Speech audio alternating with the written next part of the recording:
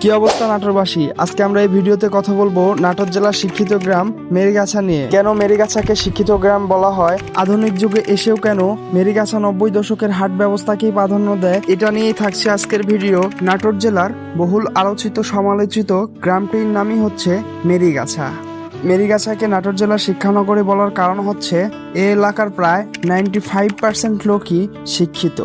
এই গ্রামে 2টি সরকারি শিক্ষা প্রতিষ্ঠান এবং একটি বেসরকারি শিক্ষা প্রতিষ্ঠান রয়েছে। কেন এই এলাকার মানুষ এখনো 90 দশকের হাট ব্যবস্থাকে প্রাধান্য দিচ্ছে তা জানতে আমরা এক 70 ঊর্ধ্ব বৃদ্ধর সাথে কথা বলি। তিনি ক্যামেরার সামনে না আসলেও আমাদের জানান অনেক ছোটবেলা থেকেই বাবার হাত ধরে যেত মেরিগাছার হাটে। মেরিগাছার হাট ব্যবস্থা অতিও প্রাচীন না হলেও তিনি জানান 90 দশকের দিক থেকেই মেরিগাছা হাট আস্তে আস্তে বিস্তৃতি লাভ করতে থাকে, যেটা বর্তমান সময়ে এসে সপ্তাহে বুধবার ও রবিবার 2 দিন করে লাগে। তিনি আরো জানান এ এলাকার মানুষ পূর্বে একক সমাজ ব্যবস্থাকে প্রাধান্য দিলেও বর্তমানে তারা আলাদা আলাদা দলে বিভক্ত হয়ে যাচ্ছে।